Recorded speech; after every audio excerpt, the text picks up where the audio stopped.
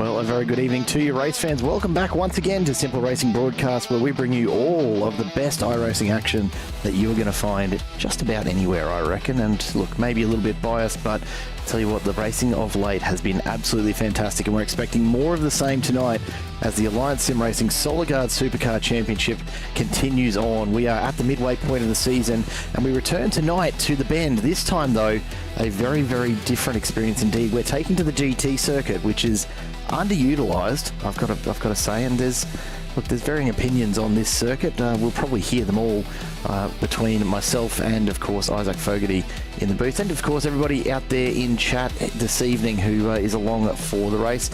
Isaac, the GT circuit, second longest in the world in terms of permanent racetracks. It brings a whole different dimension to the Bend, doesn't it? Oh, well, absolutely. Good evening, Jared. Good evening, everybody out there. Yes, 7.7K, 7.64 on the graphic down the bottom. 35 corners. That's right, 35 corners. The only circuit longer than it, the permanent race circuit, I should say, longer than it, is the Nordschleife, all the way over in Germany. And I don't think this track is as exciting as the Nordschleife. We were having that discussion earlier. We've been to the Nordschleife in ASR already, and look, it was a fairly exciting venue, but I don't know if this is going to really live up to that expectation tonight. I only had used a handful of times in real life, very underutilised on iRacing as well. The last notable real event we had here at this circuit was the 4 hours of the Bend for the Age of Le Mans series back in 2020. We've never actually seen supercars run around this circuit in a race trim in real life, and it's very, very rare you see them run around here in the iRacing world as well. So this is going to be completely different tonight. A smaller grid, which I think speaks to the fact that a lot of people may be a bit unsure of this circuit. I saw a petition earlier in the week for it to change to the West circuit. I think everyone was hoping we could, if there was majority rules, they could get to the West circuit. But look, we are here. We have still plenty of drivers out there to make an exciting race this evening, and I, for one, am interested to see how it goes. I've never heard good things about the GT circuit, Jared, but I'm very much looking forward to being proved wrong.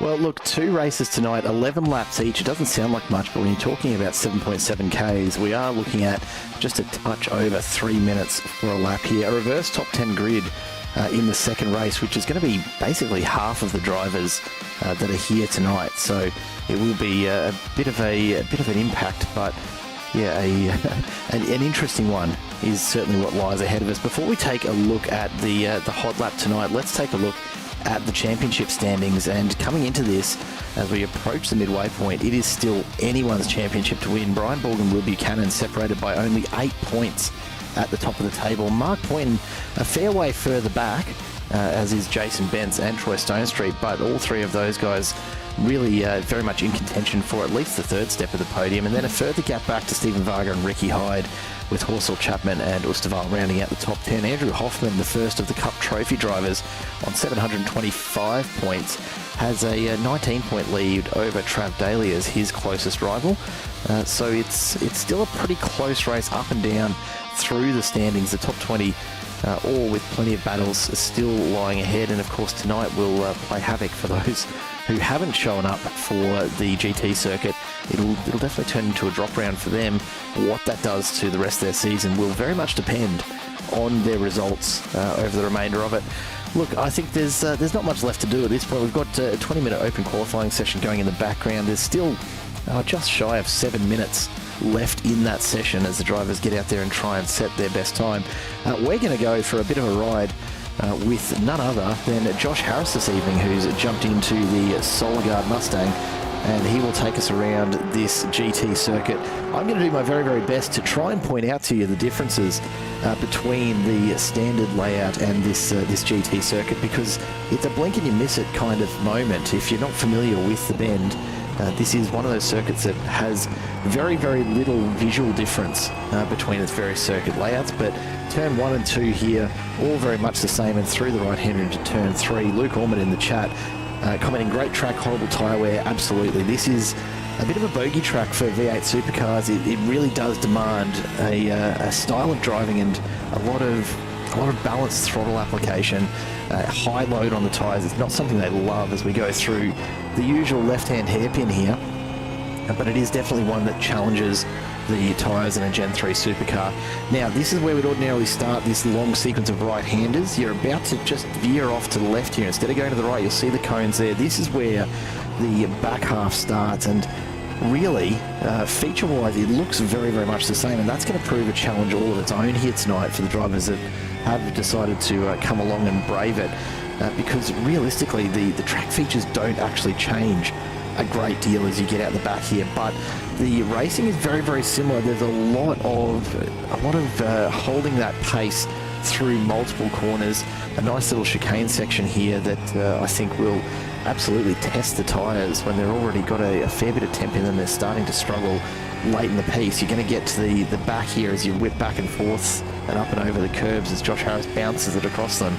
That is really going to prove to be a pretty difficult section of track, particularly as it's one that a lot of drivers won't have put a lot of time into. A sharp sweep of the wheel to the left there. I'm sure there's a better word for it, but I'm struggling to come up with one. It's a really tight adjustment, and then as we get to what I believe is the kart track just off to the left here, if memory serves, it starts to approach the rejoin to the standard track layout. Still a little way to go yet as we come back around to the right, but it is an unusual little left-hander that actually brings us back onto the standard layout as we get through an extended, and you're holding 90k now all the way through that. And then this is where we start to rejoin with the standard track layout. So around to the left, all the way out to the extension of the curb there, and then back onto the standard run home. And this will look very, very familiar to anyone who has been around here before. Nice little right-hander, a series of left-handers that lie ahead of us. Still awkward at this point, mind you, off camber, and a lot of load on those outside tyres. We've seen plenty of people lose it off to the right-hand side of the circuit here if they're not careful. Back up and over the crest to the right, and at this point we're almost 3 minutes into the lap, and you're starting to wish for the start-finish line to come back around just so you can get that long straight again. Round the right-hander, line it up, think about whether or not you need to come into the pits this time, remembering that you've got to get down to 40k an hour very, very quickly on the exit of this final turn. There's the pit entry just to the left, and we make our run down the main straight to complete a very, very long lap of the Bend. The GT circuit, it's going to be a really challenging one tonight, Isaac. It'll be super challenging. It's crazy to think that from where he turned off at turn 8 to turn 9 and all the way to turn 29, so that's an extra 20 corners that we've added in just there alone.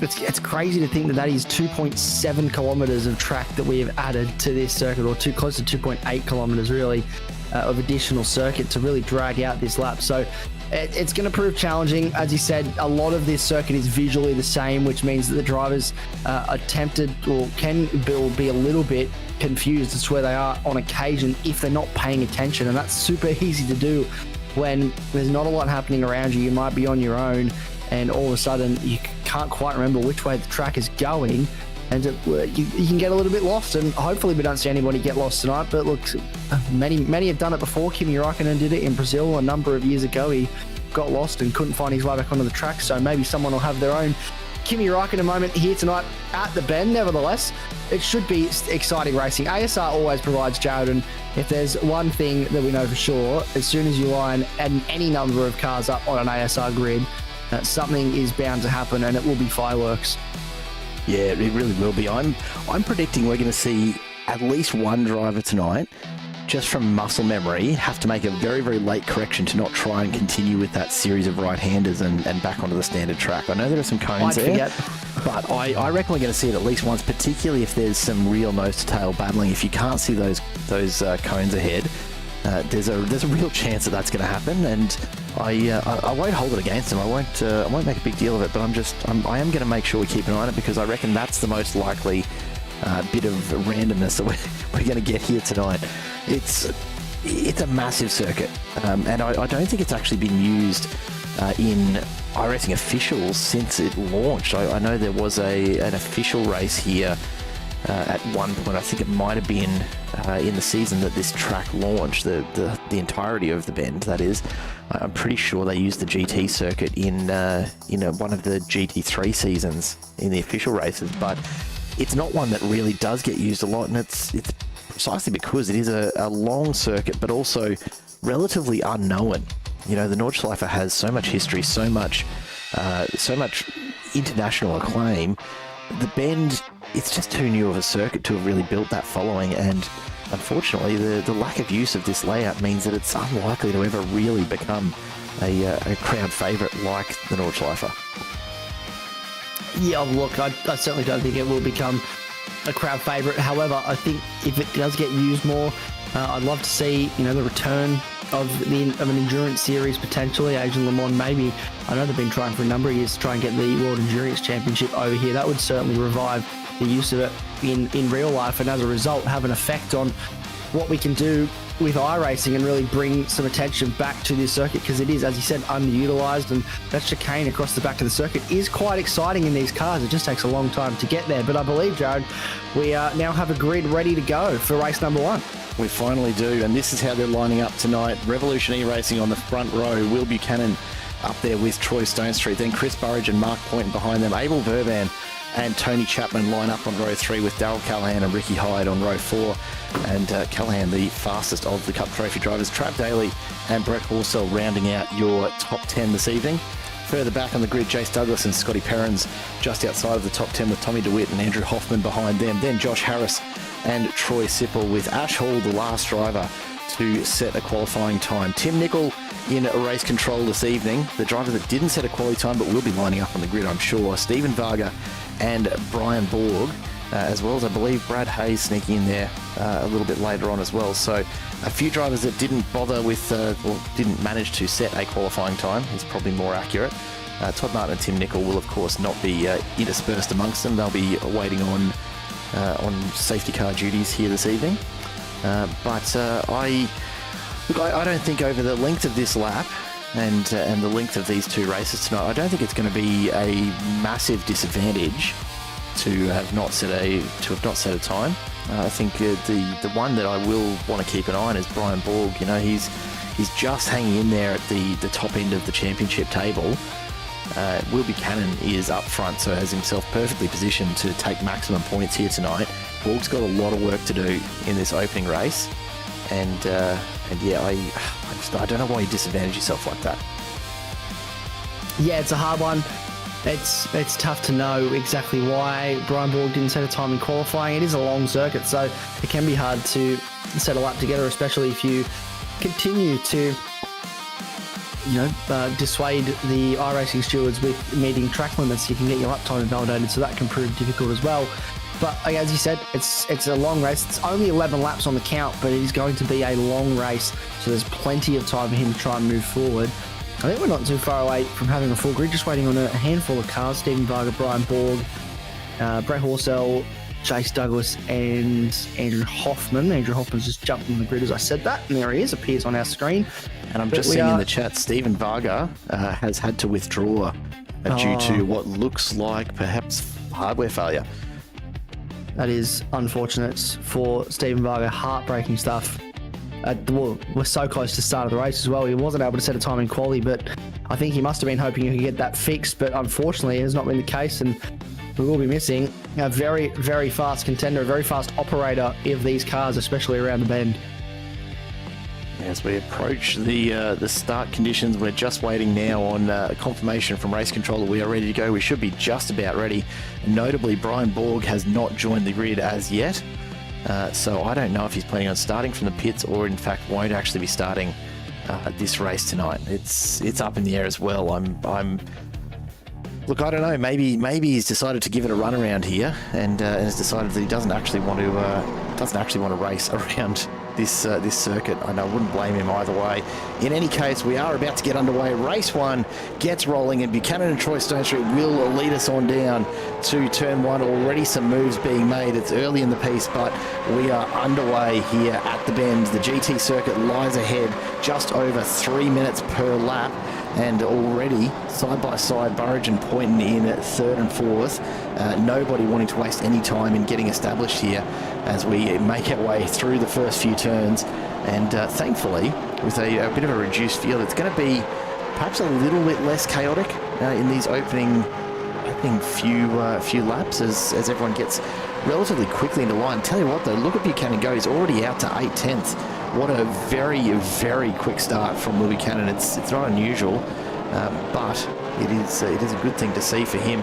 In the background, there's a few drivers that are still trying to sort out this racing line. Tony Chapman has just found himself passed by Josh Harris, who's already up 4 positions. Jace Douglas up in 7th is up 4 already as well. And then towards the back of the field, still working it out. Ashwell and Brad Hayes are side by side.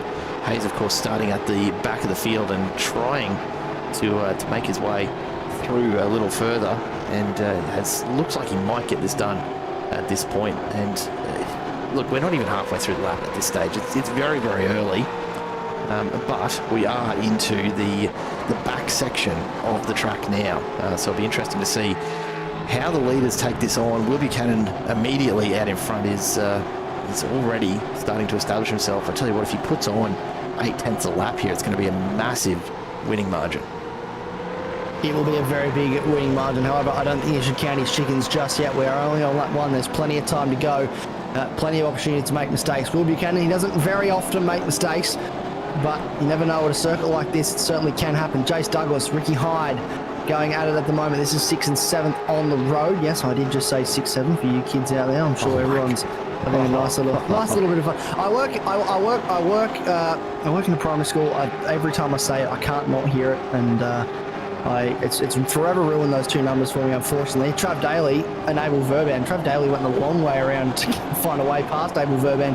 Couldn't get it done. So the 77 and the 777 are in number order at the moment and trying to, well, look at that aggressive nose showing from Trav Daly. He wants Abel Verban to know he's there, but he's also got to be careful he's not compromising his line. I believe we are back on the regular circuit now, so business as usual-ish as we get towards the back end of the lap. Heavy on the brakes now for Trav Daly. This is, if I look at my little map, this is turn 32 of 35. So who's counting by this point, honestly? Who's counting? Not.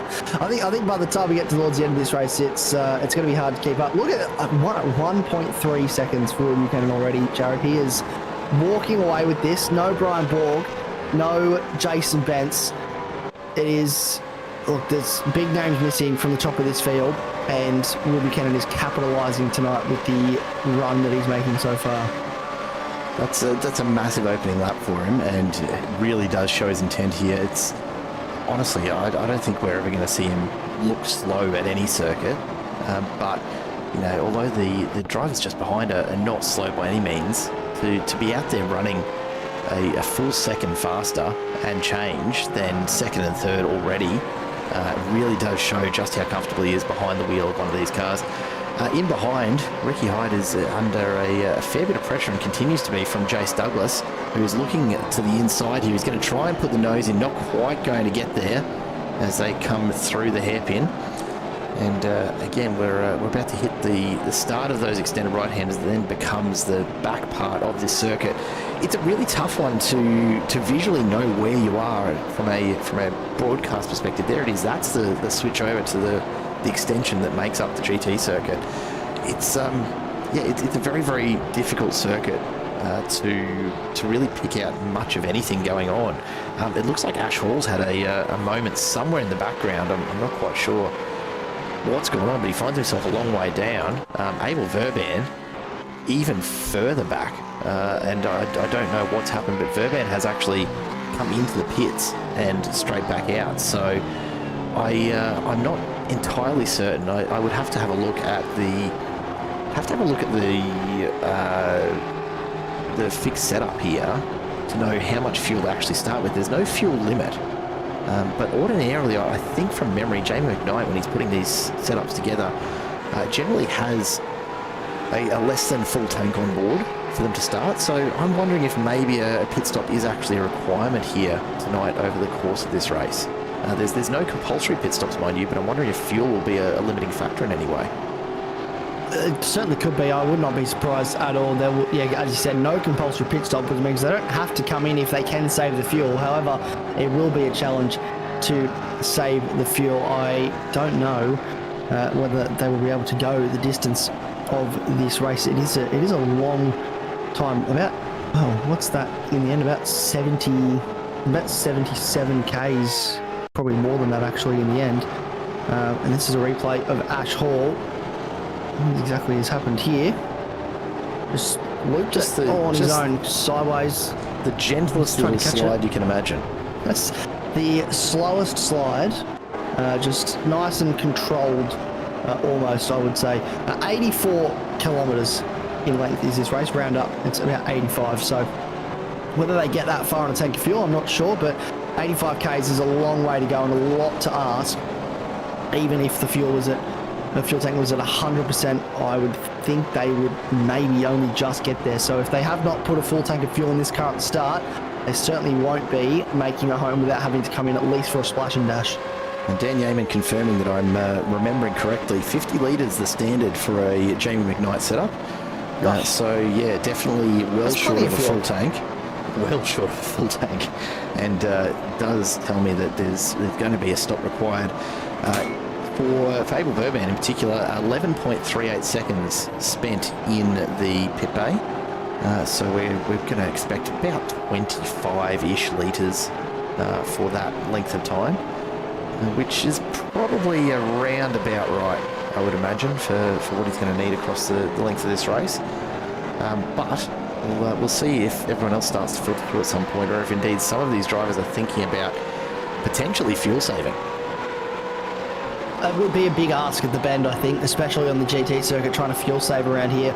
Not the easiest thing to do, especially if you're someone like Ricky Hyde, who has Jace Douglas showing the nose in towards turn 9, and now we get onto the longer part of the circuit. This is the GT section. They are side by side, a little bit of overlap from Douglas. Tries to drive underneath him, but Ricky Hyde parks that car in the middle of the road. Very smart driving at the moment from the 801 sim racing driver. Jace Douglas throwing everything at him. You can see him just moving all over the circuit, looking for a way past, trying to find some sort of opening here on this back section. Thinks about showing the nose, not able to get it done on this occasion as they run through 16 into 17. This will be down towards the chicane at 18 and 19 now. Look at the curb usage there from Ricky Hyde. And that's not a big opportunity to get through there. But for Jace Douglas, the next major chance he'll have is at 23, which is the tight hairpin at the end, just out of 22 now, and the run down the straight. Can he get close enough in the braking zone? Not at this stage. And we'll have to settle in to continue in behind, and probably we'll be stuck here until they get back onto the regular circuit in a few corners' time, unless he could get deep on the brakes here at 25. No, not close enough. Ricky Hyde's doing a very good job with his car placement. He is defending this position beautifully. Yeah, just doing everything he needs to do to keep Jace Douglas there and to just hold him at bay. It's always interesting when you've got multi-class racing like this within a single car class to see whether or not drivers actually do battle outside of their class. Now, we know that it's a bit of a different story for the MC Motorsport classes on a Wednesday night, because they don't receive more points for overall position. It's purely class position. The difference here, of course, is actually points from position to position, but it makes you wonder, is Ricky Hyde really that dedicated to holding this position, or is it just great practice, I suppose, for his defensive driving skills, knowing that he's not really in the same comp as Jace Douglas? That said, ASR, of course, do treat the overall competition as open to anyone. The Cup Trophy is a nice little bonus for those drivers who are not expected to necessarily be at the top end of the comp right through. So, you know what? Why not battle for every single position? Speaking of battling for every position, Tony Chapman and Josh Harris have been separated by less than half a second for about the last 10 minutes. There's not a lot here. Since the start of the race. Yeah, Chapman has been glued to the back bumper of the ADHD Camaro and just cannot be shaken. Josh Harris doing everything he can to pull away. There he goes, finally over the half-second mark, but geez, it reels straight back in as they take just a slightly different line through that set of corners. Harris was hoping for a top 10 tonight, as is Troy Sipple, who's a little bit further back. They were both hoping that with the lower number of cars here tonight, maybe they've got a shot at it. Look, Fat Lady hasn't sung yet, so there's still a long way to go in this race, and of course the next one. before we'll know where they're going to end up. But a little bit of work yet to be done. Josh Harris just sitting in P10 at the moment, but Tony Chapman doing everything he can to try and take that away. Chase Douglas was getting close again to Ricky Hyde, but it's opened up again. So just wondering if maybe Douglas is overusing the tyres a little bit in his quest to get past, and he's just starting to burn them up a little. It's at the point where on any ordinary length of track you'd just be coming out of the best that you get out of these supercars at about lap 4. You'd just be coming off the peak grip for these tyres, but with the length of these laps we're probably past that by the end of lap 2, really. Yeah, they're not lasting very long at all on this circuit, as Luke Orman touched on earlier. There's horrible tyre wear at the bend at the best of times, and this layout is going to provide that in spades, tenfold really. There is going to be a long lap, and by the time you get to the end of lap 2 you feel like your tyres are absolutely done.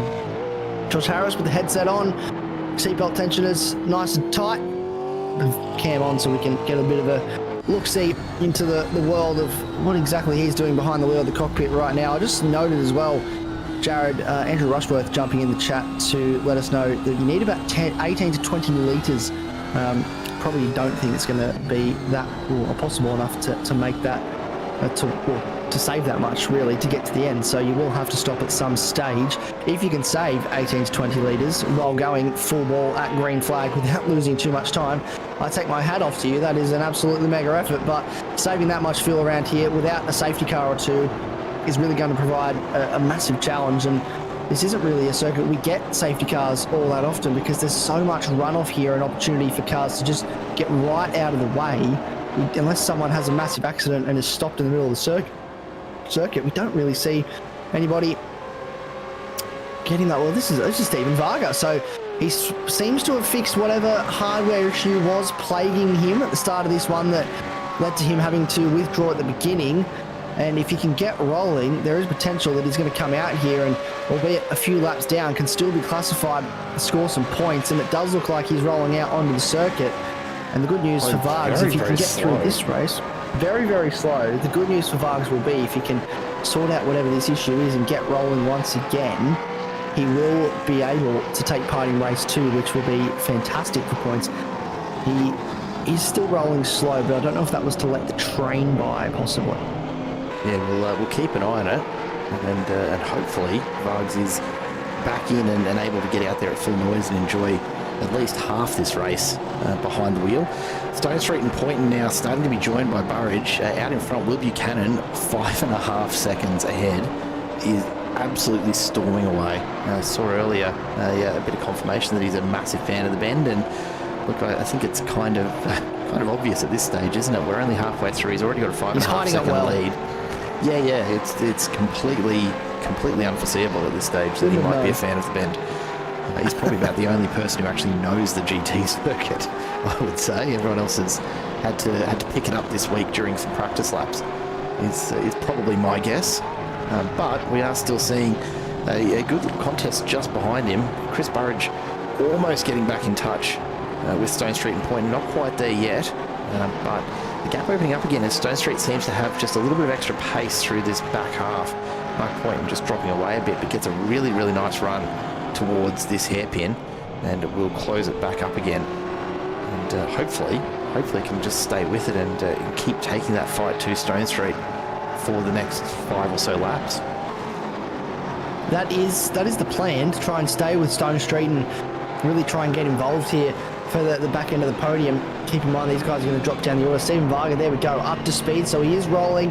He is obviously doing some hardware testing, I'm sure. Just he's taking it very easy through the chicane there, so certainly not pushing anything at the moment, just making sure a bit of a systems check, everything is as it needs to be, and building into a bit of pace around here. This will be good though. This will give him an opportunity to get up to speed, really start to understand this circuit at race pace, and then hopefully by race number 2 we'll see him be able to fight through the pack and move from 19th towards the front end of the top 10. Look, maybe that's a little bit wishful thinking, but we've seen it done before, and it certainly can happen if he uses this time productively. Ricky Hyde has pulled away quite comfortably from Jace Douglas now, opened up a 2-second gap, and in turn has closed right up to the back of Darryl Callahan, who's the lead Trophy Cup class driver at the moment and sitting in position number 5. So Ricky Hyde now looking to get his way into position number 5 in the next few corners if he can.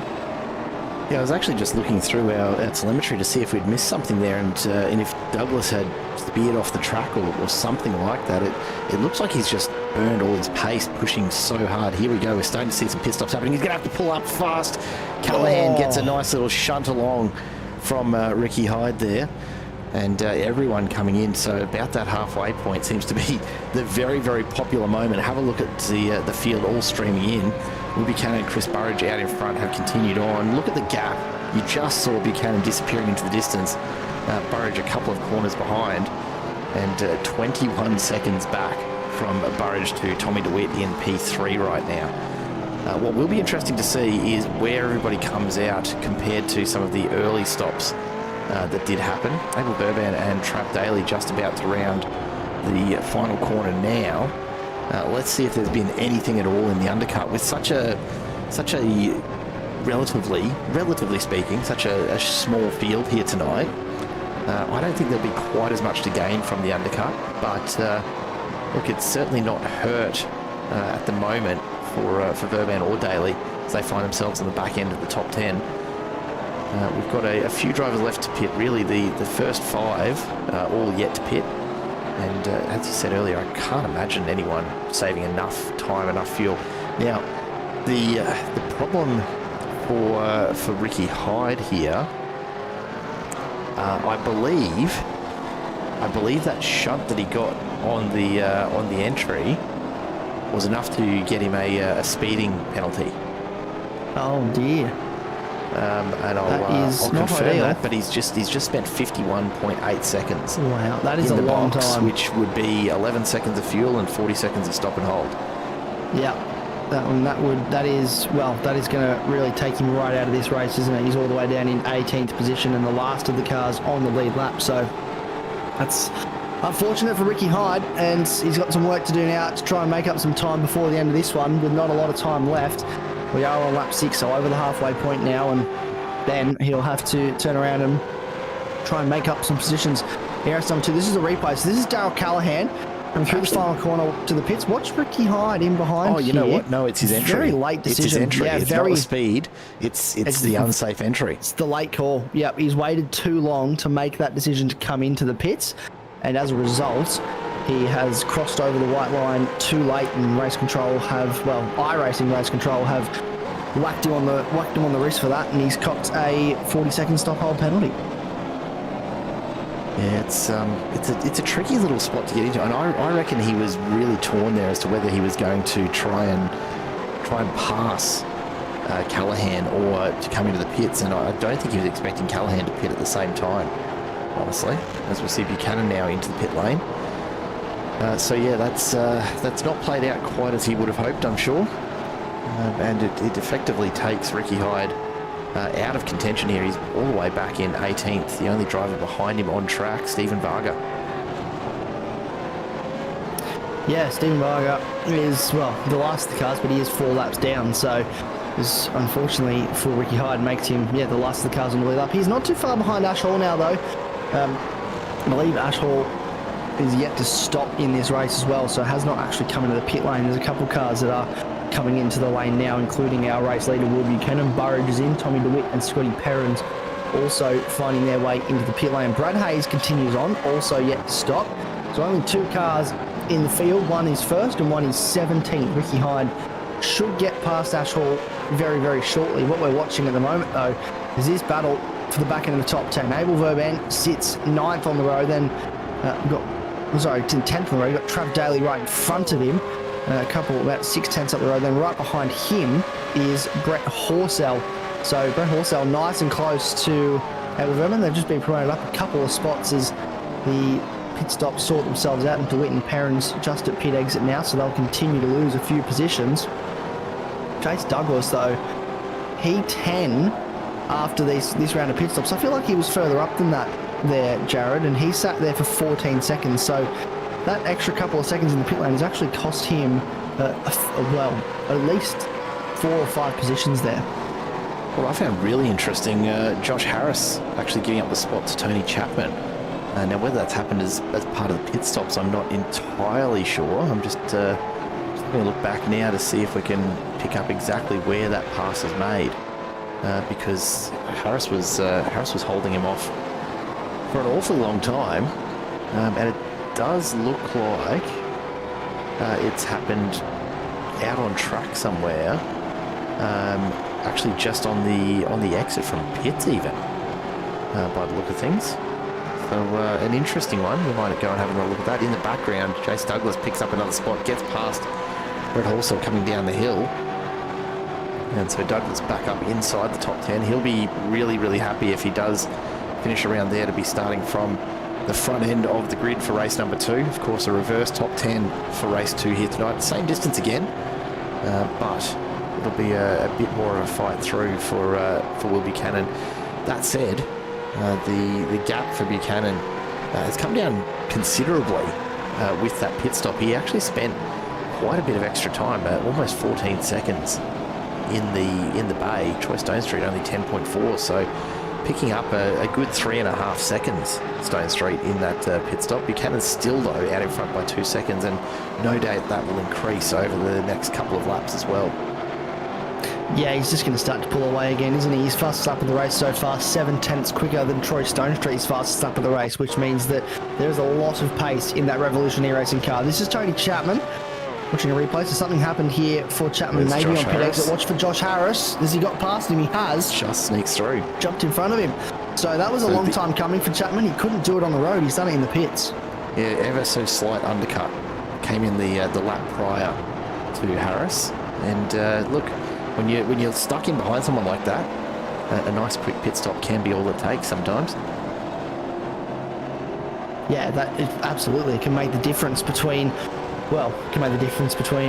being in 11th place and being in 12th place. And in this case, for Tony Chapman, it certainly has. And he's jumped Josh Harris. So Harris now with the work to do. He's about 6/10 behind Chapman at this stage, and have to work hard to try and get up past him. Jace Douglas putting the pressure on Abel Verban now. So Verban in P8, looking for a good result. He's had a bit of a difficult season so far, Abel Verban on occasion, but this is a good performance for him tonight so far. Position number 8 will promote up a spot as Brad Hayes comes into the lane.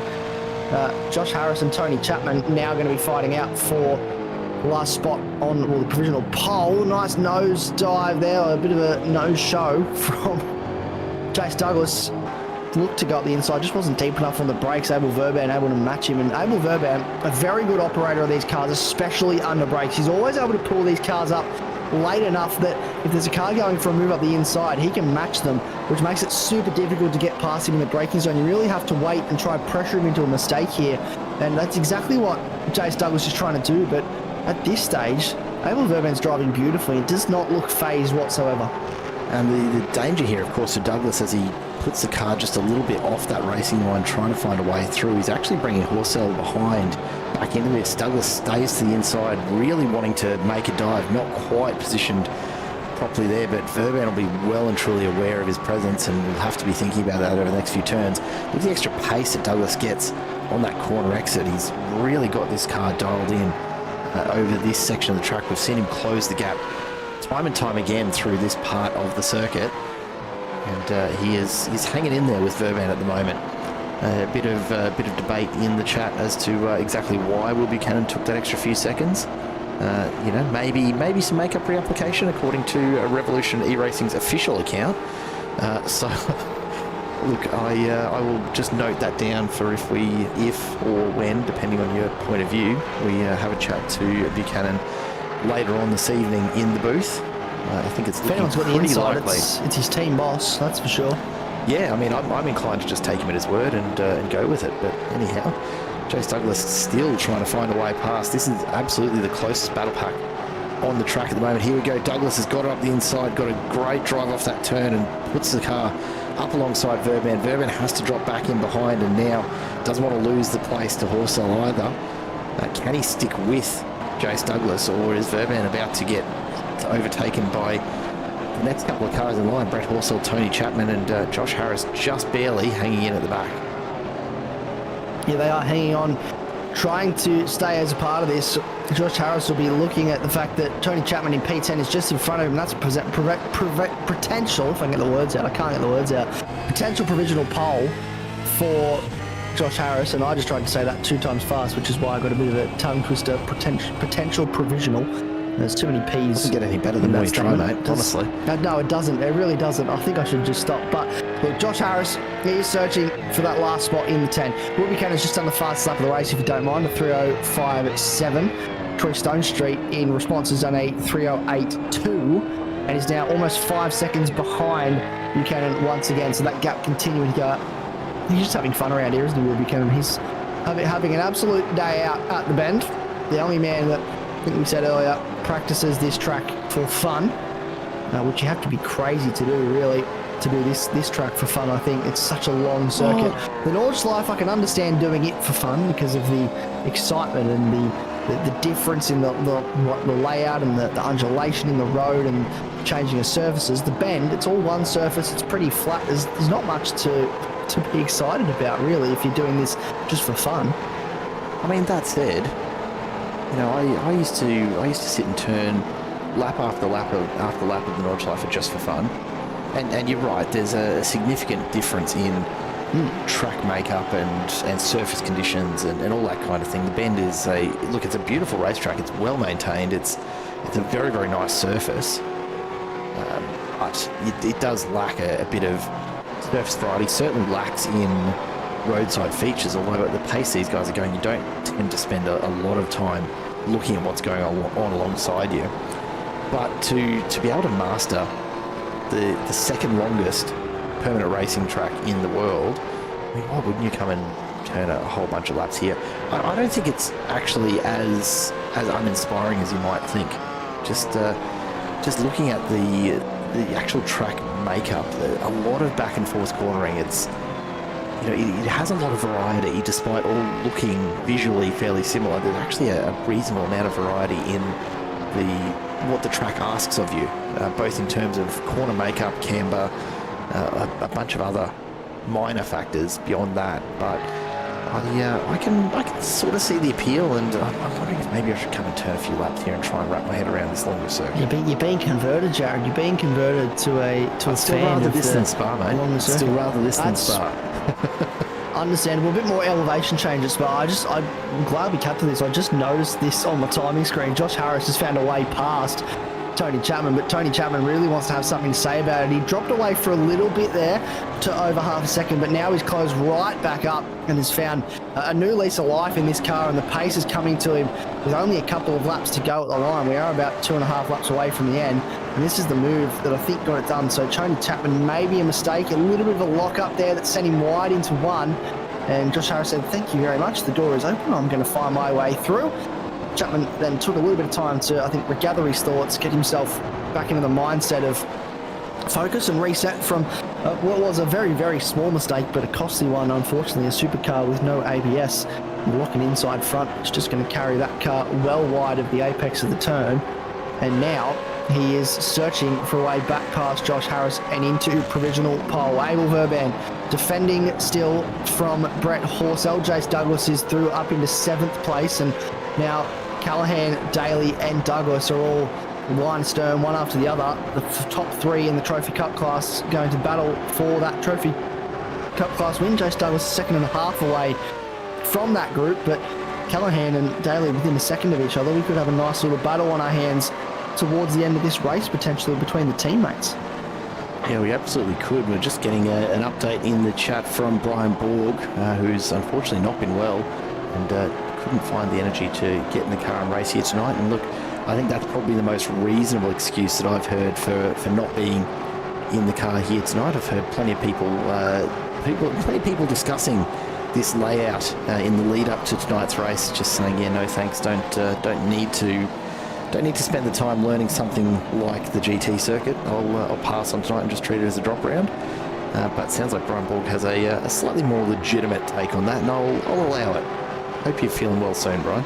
Yeah, thoughts out to Brian. Hopefully feeling better very soon. I think it's look, I don't strongly dislike this circuit, but I think it's there's no good week to be sick. But in terms of having to miss a race. If you had to be sick for a round, I think this is the best week to be sick because it's such a long circuit. So rest up, Brian. Hopefully you feel better soon, mate, and we'll see you back on circuit hopefully next week at Oran Park for what will be a very, very different experience. We're going to go from a really open, long, open, long, fast, flowing, plenty of runoff there. Look, there is runoff at Oran Park, but not as much, to small, narrow, tight, not a lot of runoff, a bridge that will absolutely eat you alive if you make a mistake coming up to it, as we've seen on a number of occasions. So I think everyone will probably just try and enjoy what's left of this nice open flowing circuit before we head next week to the very small, very, very complex Oran Park.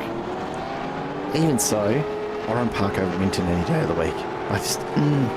As far as classic Australian tracks go, Winton just does my head in time and time again. Tony Chapman thinks about a move, can't quite get close enough, but you can tell he's pushing pretty hard here.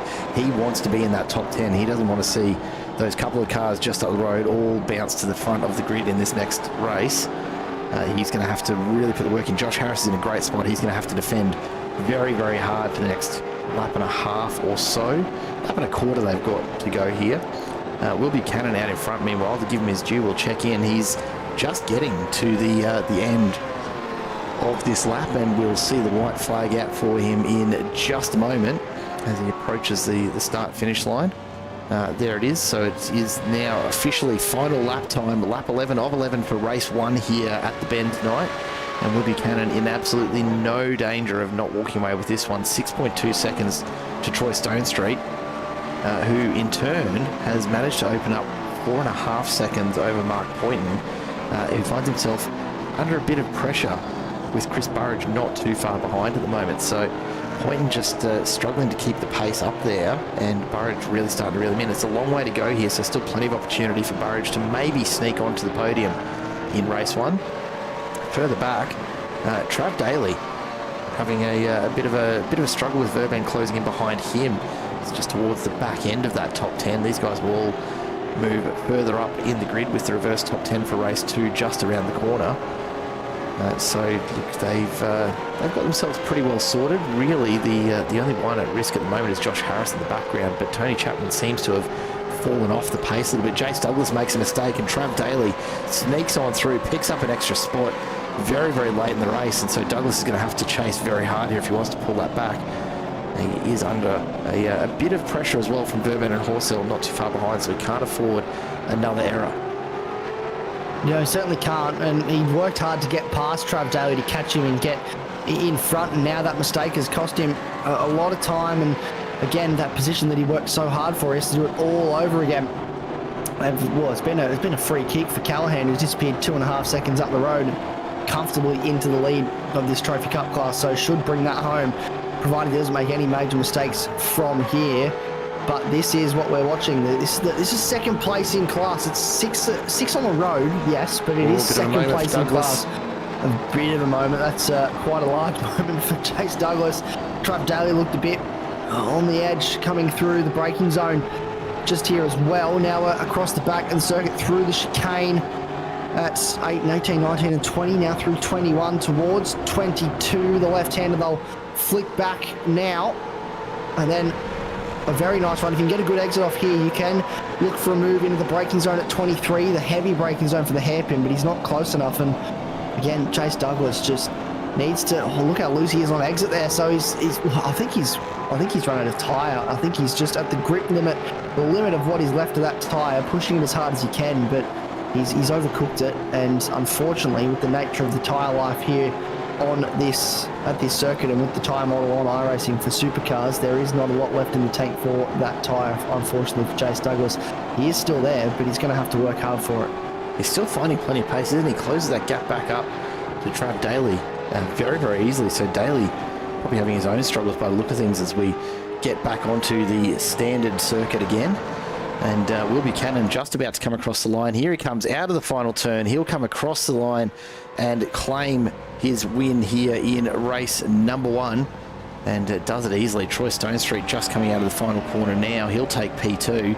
And just a little further behind is Mark Poynton. We'll go back now, though, to the battle with Trav Daly because Jace Douglas has gotten through. at the death there, and with only a couple of corners to go, I don't think Trav Daly's going to be able to really make any sort of an effort back again. They've actually caught Darryl Callahan as well, so Callahan's just going to sneak home in 5th place.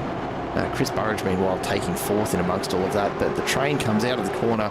Josh Harris hangs on to the back of it. They're going to spread out as they come across the line, but that will be how this group finishes, and now we wait on the remainder. Troy Sipple just coming around the final turn with Andrew Hoffman not too far off the back as well. Tommy DeWitt in the background there. Brad Hayes coming out of the final corner, leading Quantum Racing Scott Perrins, as well as, I believe that's Ash Hall tucked away back there. Ricky Hyde will be, I would suggest, the last man on track here as he comes through the last couple of corners, but a pretty dominant performance again here tonight from Will Buchanan as he jumps back to the pits. Ricky Hyde will come across the line now, and that'll be all she wrote. That will be race number 1 in the books, and really a very, very easy win in the end for Will Buchanan. We'll bring you the results just as soon as iRacing does calculate them and send them through. There it is, 6.5 seconds the gap in the end. Perhaps not as much as I was actually expecting, honestly. I thought, based on the opening couple of laps, Buchanan was going to be up into the double digits, but Troy Stonestreet, to his credit, did pull quite a bit of time back towards the end of that race. Helped along, of course, by the extra few seconds that Buchanan did spend in the pits. We'll remember to ask him about that later. Remind me if I do forget, won't you, Isaac? Mark Poynton. Won't let you forget. Yeah, good. Mark Poynton taking home the 3rd step in race 1. Then Chris Burridge just outside the top 3. Darryl Callahan takes the Cup Trophy win ahead of Jace Douglas and Trav Daly, and all 3 of them coming home ahead of the open class. Abel Burban, Barrett Horsell, Josh Harris rounding out the top 10. So Harris and Horsell will start on the front row for race number 2. Tony Chapman just misses out in the end, only call it 9/10 behind Josh Harris. Troy Sipple comes home in 12th, not quite the top 10 he was hoping for, but well positioned to have a crack at that in race 2. Andrew Hoffman and Tommy DeWitt behind them. Then Brad Hayes and Scott Perrins ahead of Ricky Hyde. Ash Hall finishes 2 laps down. Stephen Varga 4 laps down. And of course, Brian Borg not actually starting this one as he recuperates at home. Well, I tell you what, 11 laps around a very, very long circuit. I don't think we spent a great deal of time looking away from that one at all. Isaac, it still delivered, as ASR always does, still delivered plenty of close racing. And a couple of little pit stop strategies that seemed to play out pretty nicely for people as well. Yeah, there was some nice little pit stop strategies that turned out. Tony Chapman managed to jump Josh Harris in the pits, as we saw, after spending most of that race behind him at the start. And then, unfortunately for Tony Chapman, a little mistake locking up meant that Josh Harris opened the door and went back through and got ahead. And he really, once he took that position back, he wasn't going to let it go easily, was he? And he managed to stay there, which will put him on provisional pole when we do get to race number 2 in just over a couple minutes' time. But the other one that I noted, and we touched on it earlier, Jared, is the difference in pit stop time between Will Buchanan and Troy Stonestreet. Keep in mind, Will Buchanan, he is quick, but he has to start from 10th in this race. He has to work his way through the field, through cars, and that top section from all the way from turn 9 to turn 29, it's proven pretty difficult to pass, especially through the chicane. So it's not going to be easy for Will Buchanan to try and get that move done. Well, he's got to get 9 moves done to get up into the lead of this race. And if he is going to be in the pit lane a little bit longer than those around him, that could be valuable positions, especially depending on when they take those pit stops earlier on in the race. Do you take it early enough that you know, look, I've got 100% fuel capacity, I'm starting with 50 litres. Do I come in, take my 20 litres early, just getting clean air and worry about my own race rather than trying to battle through? I think a lot of that's going to depend on just how well he gets the car off the line. If he gets a good launch at the start of race 2, then he's probably set up to really make his way through the field. I mean, remember, of course, he put, what was it, about 1.5 seconds on the field in race 1, starting from the front. So he's definitely got the extra pace when he's in clean air. If he gets a good start and he can pick up, 3 spots before turn 1, that'd be ideal. And that's what he'll be looking for. If he doesn't get that, then I think you're on the money. I think an early pit stop is going to suit him. It's going to get him into clean air. And given the pace that he's got, if he's in clean air, no one's going to manage to bring him back from an undercut there either. So if I was in Buchanan's shoes, that's probably what I'd be looking at doing, I suspect. Tell you what, the drivers that are probably the least amused at the moment, the Chubby Buns safety car not coming out at all in race number 1. I'd be very, very surprised if we see it come out in race 2. There's so much room on this circuit. It's such a wide circuit. And I'm pretty sure we had this conversation when we were here earlier in the season. Even though it is a wide circuit, the racing line is actually fairly narrow because of the nature of this layout and indeed any layout at the Bend where you are in a bad supercar. Pretty restricted in what the fastest line is here. So it's, although there's plenty of room to avoid incidents that are likely to bring Tim Nicol or Todd Martin out onto the circuit, it is still a really tough one to get that pass done once you get into the meat of this lap. I guess we'll see in not too long at all what Will Buchanan's got up the sleeve. The weather forecast continues to be, as I think was noted in the official race briefing, sunshine and butterflies, I think was the technical term for what we've got here this evening. Beautiful, beautiful conditions for racing. Even if you're not a fan of the circuit, you've got to get out here for this sort of weather. It's just absolutely ideal for putting down some really, really good lap times.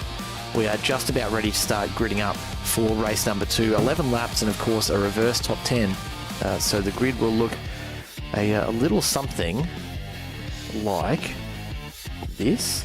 There we go. I thought I timed it just about right. Josh Harris and Brett Horsell on the front row. Abel Verban and Trav Daly behind them. Trav Daly taking the lead of the Cup Trophy drivers. Jace Douglas and Darryl Callahan behind them. Then Chris Burridge and Mark Point with Troy Stonestreet and Will Buchanan starting at the back of the top 10 with the reverse. The rest of the field will start where they finished the previous race. Tony Chapman and Troy Sipple ahead of Hoffman and DeWitt. Then Brad Hayes and Scott Perrins, Ricky Hyde and Ash Hall with Stephen Varga, if he's back on track, and he does appear to be. He will be starting from the back of the field for this one, so a bit of work for him to do there as well. Let's get on down to the circuit as the drivers are getting onto the grid. Tim Nicol and Todd Martin probably just kicking back at the moment in the pits and not really anticipating a lot to do tonight. I think it's a nice little break for the race control guys, perhaps to not be quite as on edge. Well, I haven't seen anything come before the stewards, or any reports from the stewards yet either, but we have 5 lights and lights going to go up. We're not too far away from a race start and the lights are now out and we are away. Josh Harris leading the field, Brett Horsell also on that front row, and they fan out. It's a great start for our pole sitters. A couple of quantum cars there at the back. Look at Abel Verban. He's looking at maybe think about sneaking down the inside into turn 1, but Josh Harris very deep under brake there, 4 wide coming into turn 1, and that is not what you want at all, but they've sorted it out before they get there. There's 2 M1 racing cars and Mark Point all in there involved at the moment, but it is Josh Harris. It's out in front from Brett Horsell, from Abel Verban. Jace Douglas is side by side still with Trav Daly. Burridge is also a part of this. Poynton as well is going to go side by side with Burridge. Look for Stonestreet and Callahan in the background. Will Buchanan has not moved forward off the start, crucially, so he has not gone ahead. He does now go up the inside of Darryl Callahan. Well, it's actually going to be the outside. A spin for Callahan. Was there contact there? Maybe a little bit of help from one of the 801 cars in Ricky Hyde in the background, and that is a tough night for Ricky Hyde. It continues. He drops to the back of the field once again. Yeah, a really, really strong start from Mark Point particularly. Looked like he was going to go up the side of everybody. Found himself locked on the outside into turn 1, so hasn't actually moved up at all. Troy Stonestreet similarly had a very, very good start. Really, really heavy on the brakes.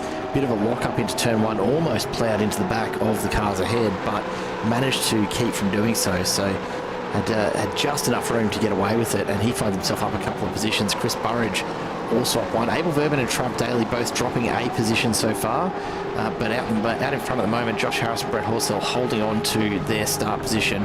Will Buchanan up 1, and really, I think this is where he's going to hit the roadblock immediately with Mark Point just ahead of him. Poynton had plenty of pace in race 1. He'll probably be fairly defensive from here, I would think, to try and just keep Buchanan at bay as best he can. As best he can, though, might not be enough, as we see Buchanan closing right in behind as they get to this back hairpin. And the field all still fairly close together up and down through the timing tower. Josh Harris out in front, just maintaining a couple of tenths over Horsell. Then Jace Douglas a little further back again, but really not a lot to speak of at the front end. Scott Perrin's losing a couple of positions as he gets a slow exit and gives it away to Daryl Callahan, who's starting the climb back up through, and Perrins finds himself off the circuit. Spears Ash Hall off. I don't know if there's contact there or if it was just a case of a slight overreaction. And there's contact there. That's going to send Perrins off to the infield. Ricky Hyde making contact with the rear quarter. I don't know what the stewards will think of that, but Perrins has got a long way to come back, and he's going to rejoin just behind Ash Hall. The two Quantum cars will be right at the back of the field. Up the front, Jace Douglas gets the move done. Brett Horsell goes way too wide through the left-hander and opens the door. Douglas really squirrely in the rear end as he puts all of the power down through those tyres, just trying to catch the gap to Josh Harris before the run onto the front straight. If he can get there, Harris is going to have to really watch the inside into turn one. In the background, Mark Poynton just holding Will Buchanan at bay still. Does Buchanan come in here for an early stop? Does anybody come in? He doesn't. He stays out. No, everybody's choosing to continue on. Josh Harris, look, he's going to be difficult to pass, as is this man Mark Boyden, but Will Buchanan, he sizes him up once again up the inside into turn one. Goes Trav Daly, and here comes Will Buchanan deep on the race. Look at the background. Tony Chapman out of nowhere. So late on the brakes. He just appeared and sent it up the inside. Thought that was going to end in disaster, but he managed to get the car stopped, and he hasn't gained the positions. He's actually now under pressure from Stephen Varga, who is up to 11th and having a great run so far. Trav Daly is struggling and could lose a spot very quickly here to Will Buchanan. A pit lane penalty for car 87 for the contact. That's Ricky Hyde for his part in the contact. Daryl Callahan. Around goes Trav Daly. So that is it's all happening here. I apologise to both Tim Nicol and Tom Martin. I think I've absolutely jinxed them in saying, or we both have, in saying that there was absolutely nothing for them to do. They were kicking back with their feet up. Their feet are well and truly not up anymore. It is all happening out there. Race 2 at ASR typically always delivers on the action though, doesn't it, Jared? It does, and plenty going on there. I didn't even see Mark Point get caught up in that. But he finds himself back down in 9th and on the tail of Tony Chapman with a big gap now, and head to Will Buchanan, who's trying to just reel in Torrey Stone Street.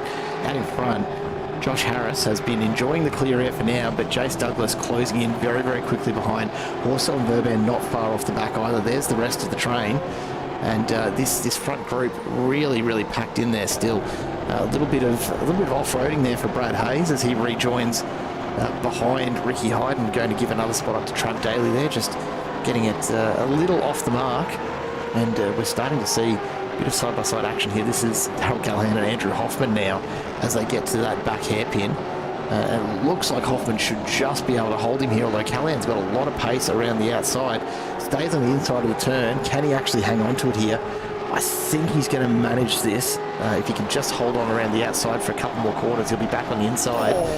Up ahead, Troy Sipple just struggling to keep the car on track. So only his second lap, and already we're starting to see a bit of an issue for grip. I'm wondering if that's too much being asked of the tyres, or if indeed there's a little bit of debris on circuit that's already starting to cause havoc for these guys. Well, everyone is finding they're having some off-road adventures here and there, and Jace Douglas has actually gotten past Josh Harris into the lead of the race. So we have a change of lead on lap number 2, and Josh Harris will want to stay with him here, but Jace Douglas, he's got a lot of pace in this car early on. I am curious, because we're looking at Will Buchanan here, and I certainly don't want to jump to any conclusions, but Trav Daly, that spin was peculiar, and I'm wondering if there was a bit of a helping hand from Will Buchanan, who he was battling with at the time, and whether that will then in turn be looked at by the stewards. So maybe a bit of a question mark over that incident and exactly what happened and what unfolded with Trav Daly there to cause him to spin, and whether Will Buchanan was a part of that. He continues on. He's not interested in diving into the lane just yet. He is riding behind. Chubby Buns replay might tell a bit more of the story. Up the inside, deep on the brakes into 7, and actually it's Mark Poynton that's given the helping hand. So Will Buchanan was ahead, and it's actually Mark Poynton that's given the helping hand there and spun him around. So as a result, it will be him under fire, I'm sure, from the stewards for that. Unfortunately, Will Buchanan well in front and cleared of, well, I was a bit unsure. There was so much happening at that time. Car 888, car 82nd, level 7, sorry, with a 10-second penalty. So Ricky Hyde, drive through and a 10-second time penalty. That is not going to be good for him at all. Burridge was battling with Will Buchanan, who's now actually just dropped to a second away. So something has happened there to Will Buchanan as we watch this battle between Stephen Varga and Tony Chapman for the last couple spots in the 10. Hasn't Varga come up through the field up into P9 now? He's up 10 spots since the start, so he's absolutely loving the bend as well by the look of things. Hopefully he can hold that pace and still recover something from tonight after a very, very tough race one, starting a good 3 or 4 laps down before he was even able to get the car out on circuit. So hopefully he can salvage something in terms of points here tonight. Will Buchanan currently in 6th place. Troy Stonestreet right behind him. Further up, Josh Harris and Brett Horsell with Abel Burban just behind them are at the tail end of the podium. Jace Douglas, plenty of pace out in front. He's opened up almost a second and a half now since getting past Harris just a lap ago. Yeah, he has really just unleashed the pace in that car and driving off into the distance, which is fantastic to see that he is utilising this pace early. And we didn't really get to see too much of that with the pack battling he was doing early on. And that's the thing with supercars. You put someone out in front in a bit of clean air. It's interesting to see what they can do and the pace they have in these cars. Will Buchanan does have the fastest lap of the race, about 6/10 faster than the man at the front of this field, Jace Douglas. However, there is a drive-through penalty for car 29, so Mark Poynton for that contact with Trav Daly has found himself with a drive-through, and that's going to take him right out of this race. He will be not too pleased with that, but that is a result of the contact, and race control felt that that was fairly hefty contact, and that drive-through will be very well, unfortunately for Mark Poynton, very well deserved, and find himself touring the pit lane. Chris Burridge is actually making it quite difficult for Will Buchanan to get past here, and I'm wondering if maybe Will is getting a little bit frustrated with this. Just wants to get past, continue moving forward in the field, and at the moment he is stuck behind the M1 Racing Camaro. I'm actually a little surprised we haven't seen Buchanan come in to take the fuel and then enjoy the clean air, because the pace that he has, I would absolutely expect that with clean air he's going to be able to just absolutely jet away from the rest of the field. But at the moment he's quite content to just sit in the line and look for opportunities. As we see Poynton in the background come in to serve his drive-through. It's not something that Buchanan's looking to do at the moment. He's obviously got a very distinct plan in mind, and he knows that he's with the drivers that he needs to be around come the end of the race. So he might be taking a little bit of guidance on his strategy from just watching what Stonestreet does behind him. That could even be the approach that he takes here. I do wonder how much he's being held up though at this point, and whether there is, perhaps some advantage that he's missing by not coming in, as he does take a little bit of a look up the inside, trying to find a way past Burridge, but won't find it this time around, and continues on behind this group.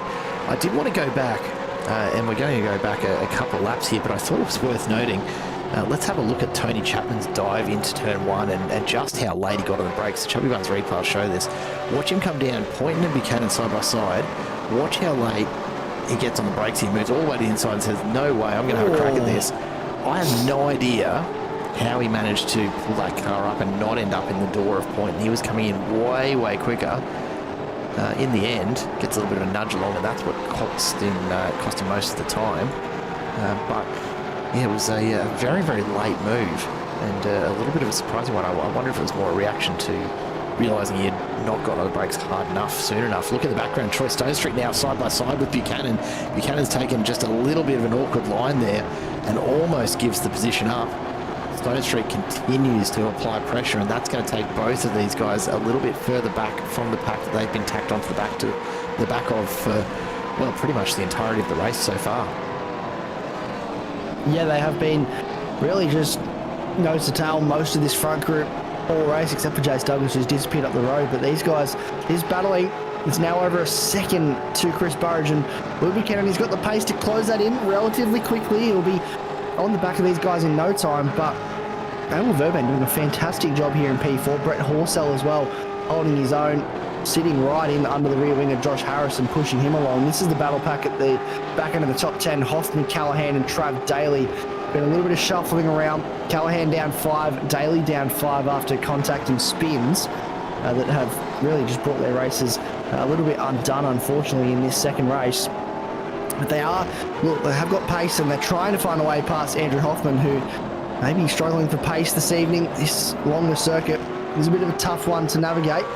Incident between car 17 and car 10, no further action. It was all the way back on lap 2, so that is all the way back on lap number 2, and that is play on according to race control.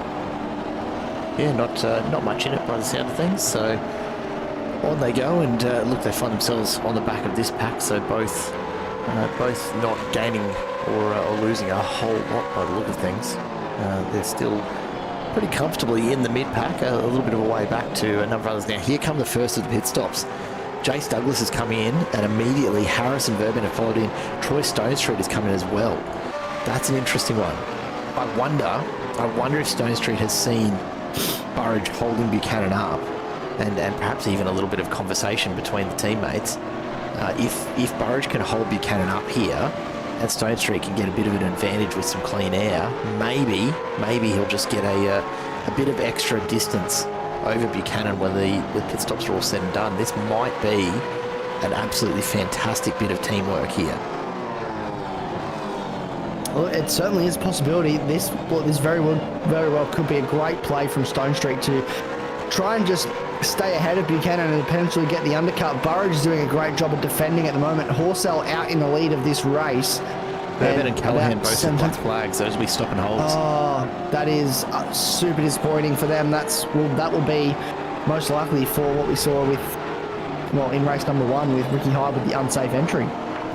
We'll go back. We'll take a look, see what we can see of their entries, and whether it's the speed or whether it's an unsafe entry issue. I suspect, given what we've seen of everyone else's approaches, Buchanan gets past Burridge and starts to make his way up through the field towards Brett Horsell. I would put money on it being an unsafe entry, but let's take a look first of all at Abel Verban, the Chubby Buns Burgers replay. This is a little bit far into it. He's already in the pit lane there, so we'll jump back a little further. Now watch carefully here. Darryl Callahan just behind as well. Doesn't look too bad. Is there nothing there? No, there's nothing jumping out. That's really interesting. Was there I mean, there's not a black flag that we've missed anywhere from race control. So I wonder what on earth has happened for Abel Verban and Darryl Callahan. They've both ended up with black flags. They've both had 40-second stop and holds. It's a bit of a mystery to me. Was it that his tyres were actually off the opposite side of the pit lane, and the tolerances here on this G2 circuit are just absolutely nothing? It could be. It could be that he's gone too far the other way, but we won't really know. I think we're going to have to deep dive into that one afterwards and really try and break it down, because that's a very peculiar one, not something you see too often, and nothing looked out of the ordinary there for either of those guys to get that 40-second stop hold, but it has, unfortunately for Verban and Callahan, taken them right down to the back of the field once again and left them with a fair bit of work to do. Stonestreet and Harris are locked in a bit of a battle here. They're caught up behind Ricky Hyde. This is going to hurt them, because I think we'll see this time by them both. Oh, Will Buchanan's continued on, so he's gone for the approach of clean air without Brett Horsell in front. So he's going for the clean air advantage, and the fact that Stonestreet is currently in a battle with Harris and Ricky Hyde. Ricky Hyde's yet to stop, so will not be on a fresh set of boots. Harris and Stonestreet are and need to take advantage of it while they have it, but Will Buchanan he has clean air, and that is an advantage that these two do not have right now. Yeah, Stonestreet really wants to get moving here. He's going to go very, very late, keeps the nose up the inside. Harris is giving him plenty of room, and they'll be side by side, so Stonestreet will take this. Abel Verban saying that he got hit by Troy Stonestreet at the pit line and got a speeding infringement, so we'll have another look at that from the overhead and see if we can pick that up in just a moment. Troy Stonestreet, though, will get this move done on Josh Harris into turn 1. Side by side, both late on the brakes, but Stonestreet on the inside should make this pretty comfortably, and now he'll start to go after Ricky Hyde. Out in front, it's Will Buchanan and Chris Burridge yet to make their stops, and they will continue to battle on. Almost a big contact there. That's going to cost Stonestreet a bit of time. He can't afford that at all. Jace Douglas tries to capitalise, but gets absolutely locked out of that move by Stone Street. He's still going to pick that position up on Josh Harris, though. And Chase Douglas moves through into 8th. This mid-pack hole, Harris is going to have another go back up the inside of the hairpin. And if he can get this done, he's going to go side by side, a little bit of contact there. Douglas is going to have the inside run, though, through the right-hander. But between them both, they've lost the time to Stone Street, and now we'll just carry on with their own little battle. Stone Street really needing to get past Hyde here, and he's going to do it with ease. Yeah, beautiful overtake from Stone Street, and he really needed to do that. That is the clean air that he is hoping for at the moment. It is a 44-second gap back to Will Buchanan, and he needs to continue to try and reel that gap in. A 3:09 on the previous lap for Will Buchanan. A 3:46 obviously was the outlap last time by for Troy Stone Street, and the comparison between their lap times is certainly something we're going to be keeping an eye on. That gap is staying around 44 seconds at the moment, not really increasing, not decreasing. This is Abel Verban, so this will tell the story of what's happened for him on the entry to the pit lane. And watch this, comes to the line, bang. Oh, just a bit of a touch behind, and that's all it took. Tiniest bit of nudge, but the tolerances on the speed have been tightened up with the advent of the new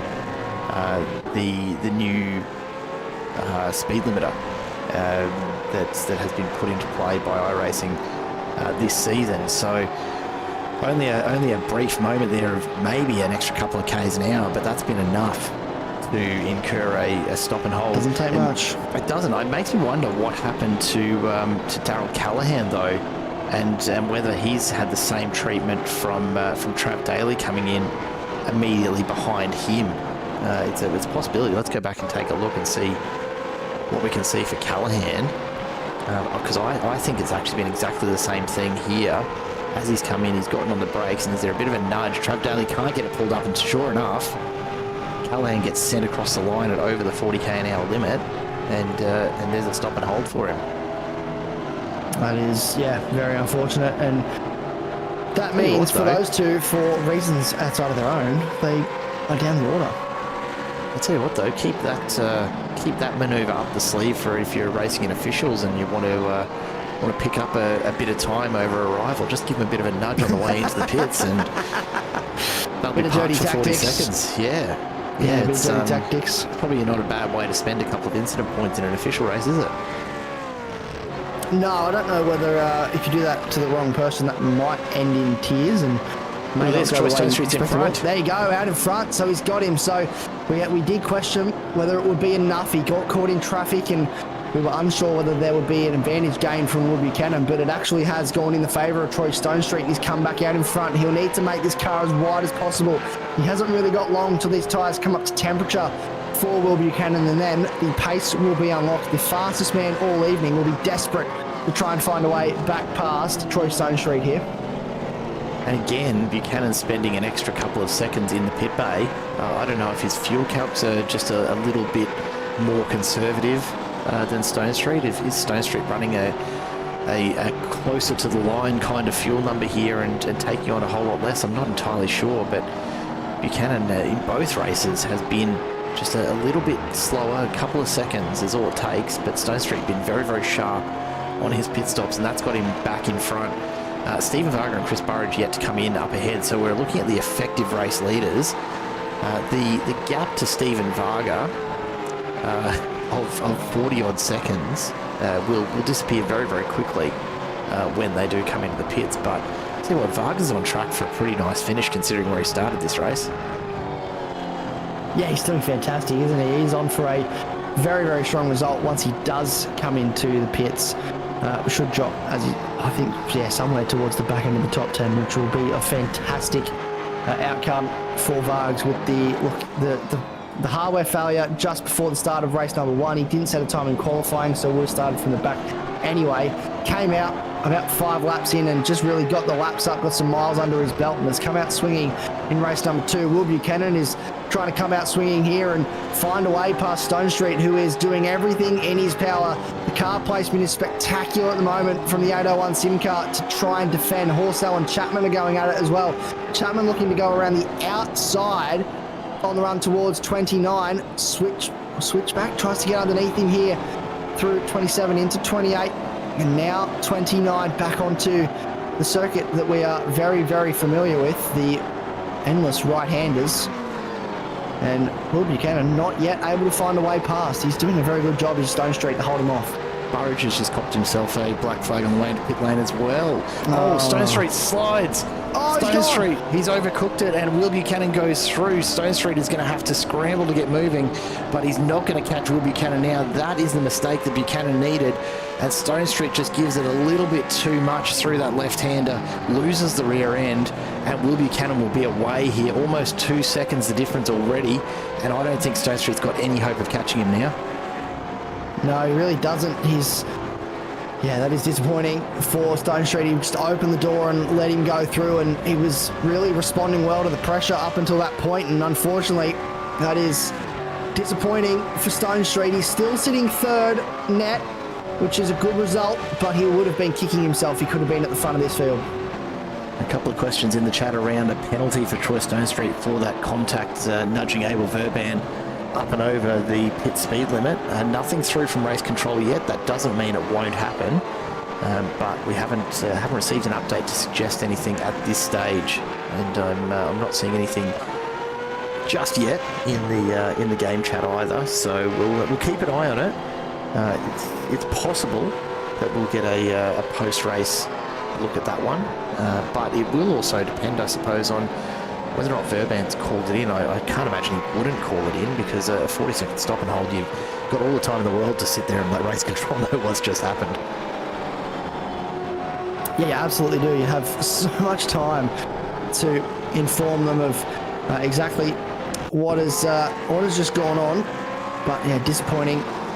Chris Burridge, here we go. This will tell the story of exactly what has happened here for him, and into the lane.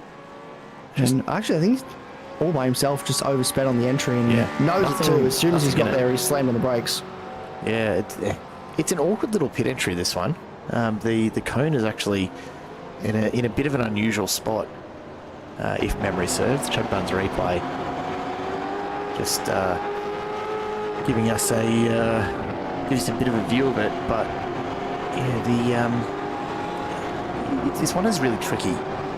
Pit lanes, and I think it's probably worse at the Bend than anywhere else. We know that most of the Australian tracks, there it is, black flag for Troy Stone Street.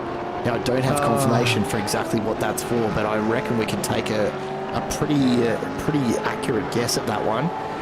So Stone Street will be serving a drive-through, and that's going to effectively take him out of this race. There we go.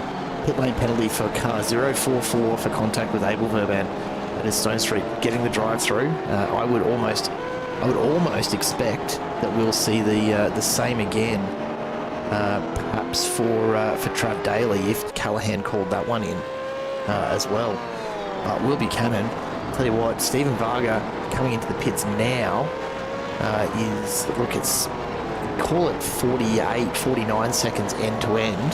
The gap between these two is only about 38 seconds, so Vargas is going to come out somewhere around, I'd say, probably Jace Douglas, Josh Harris in terms of the tower, which is a great position for him with only a couple laps left to go.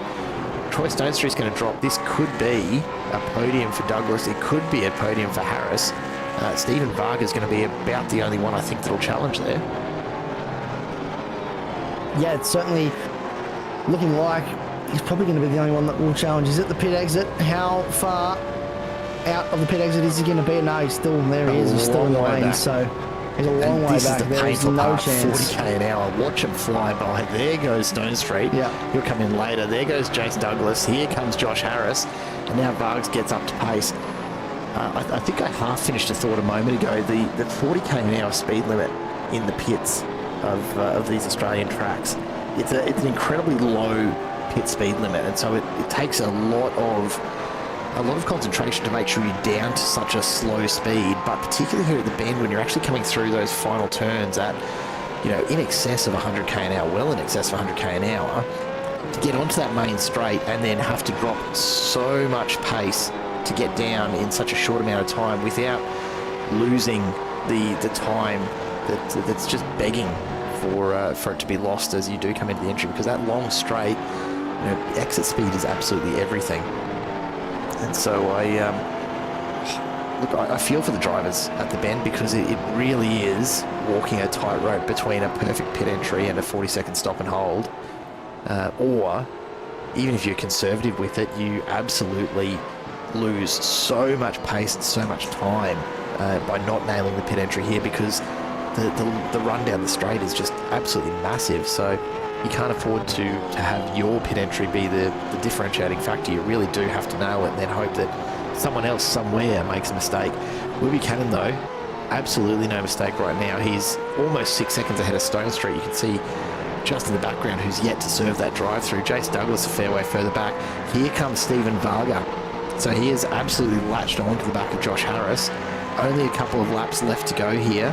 I reckon Varga's going to take it to Harris, and I don't think it'll be too long at all before it happens. No, it certainly won't be. This will be for the back end of the podium as well, because once Stone Street serves that drive-through, this will be third spot in Vargs to go from the back of the field with a hardware failure at the beginning of the evening to a podium at the end of the night would be fantastic. Equally, Josh Harris would love a podium result here this evening. He's had a bit of a difficult season so far. Things didn't start the way you would have wanted with a hardware failure. Mexico, he's had a couple of difficult rounds since then. Getting on the podium tonight would be just a boost in his season he definitely needs, but both these men are going to go hammer and tog at it for the next couple of laps. Vargs shows the nose, looked for a bit of an overlap there, but couldn't get it. Josh Harris, very, very focused in that cockpit right now. Yeah, he'll be feeling the pressure for sure, and we'll be enjoying the battle, don't get me wrong, but tell you what, you're this close to the end. You're still a long way away, though, around this circuit. I mean, only a couple of laps to go after this one, but at just shy of 8 kilometres a lap, it's not a short one at all. He's got a long way to go if he wants to hold off Varga at this stage. Stone Street, meanwhile, we'll see if he does come in to serve that drive-through this time around, or if he tries to save it for the next one. It looks like he might actually continue on. I assume that he's seen the drive-through. He's going to have to serve it next time around, or else he's going to end up with a 40-second penalty. That's the reality of it. I kind of wonder whether he's done the numbers, because this pit lane, and hear me out while I think this through here, Isaac, but this pit lane's a relatively long one with the 40k an hour limit. If Stone Street goes through that drive-through, I think there's a fair chance it'll cost him relatively close to the same amount of time as just taking the 40-second penalty at the end of the race for not clearing the black flag. I wonder if this is a calculated move, and he's looking at the positioning. If he drops 40 seconds from where he is right now, he's going to end up, give or take, somewhere around Chris Burridge in 14th. And now the difference may not be much, but if he was to serve the drive-through, it might be the difference between ahead or behind Chris Burridge at this point. And I wonder if he's thinking that through, or if he's just staying out for as long as he possibly can before he has to come in and serve it. I guess we'll see at the end of this lap. Yeah, well, yeah, all our questions will be answered. A 5-second penalty for car 17 for contact with car 10 on lap 4. So Sips for contact with Brad Hayes, and I believe Brad Hayes got penalty for contact with Sips on lap number 2. So those two are fighting each other at the moment and just continuing to create issues as this race goes on. Hayes this is Ricky well Hyde. Off the track. Ricky Hyde, well, goes through on Brad Hayes, who bowled it wide and just can't get it gassed up. He's just overheated those rear tyres now, and unfortunately trying to get the power down means that he's losing grip under acceleration. This is Brett Horsell and Tony Chapman for P6 and P7 on the road. This is a nice little battle. Tony Chapman's been in some great battles tonight. First with Josh Harrison, now with Brett Horsell. Yeah, absolutely right. And Tony Chapman just can't quite seem to put together, but geez, he's got some pace here tonight. He's been throwing it at a few different people, and it's come off a couple of times. And it's a fine line though between pulling off and then having an issue out of the corner and losing a bit of space there. So we'll see. We'll see if he can pick that position up by the time the end of the race comes around. This is the one to watch though. Josh Harris still holding Stephen Varga at bay for the moment. And look, he takes Vargs all the way out to the edge of the track there, positioning that car really, really nicely. But I still can't help but feel that Vargs has just been too quick here, and is going to monster him at some point. Now, this is the question. Stone Street coming into the drive-through here. Up ahead, Buchanan starts the final lap, and there he goes. In for the drive-through. Last minute. Gets it down. Decided. And he'll serve that one. So the battle continues. Jace Douglas moves up into second, and you'd have to think he'll hold on to that one. Stephen Varga and Josh Harris, though, will battle it out over this final lap for the last step on the podium.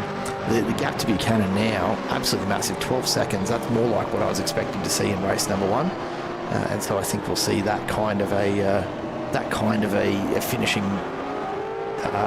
interval in race two. Keep your eye on Stone Street as he falls down. What did I say around Chris Burridge in 14th? He's coming out well ahead of that, although he does still have to get up to speed. I think he's going to stay pretty well ahead of Troy Sipple, so he'll finish back in 12th. But certainly won't feature. And Josh Harris, a little bit of an error, and that's going to be enough. Just the slightest bit of understeer is all it took, and Stephen Varga goes through.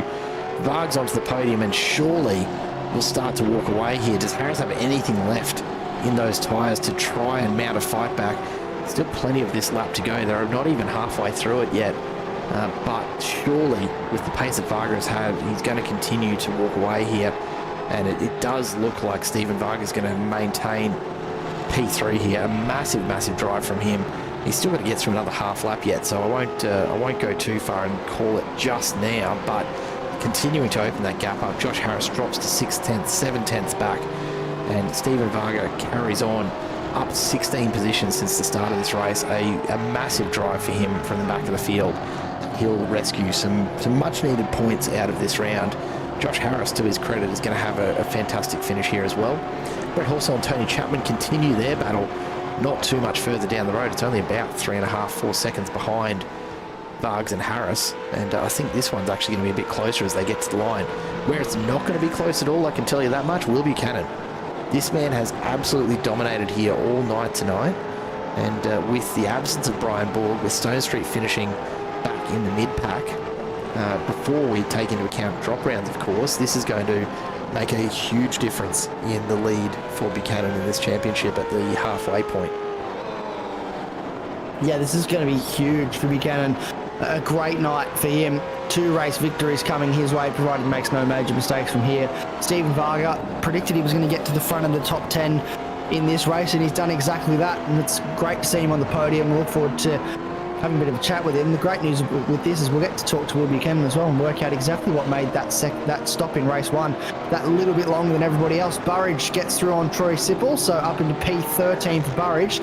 But Will Buchanan will be, well, in just a couple of seconds' time, the race winner.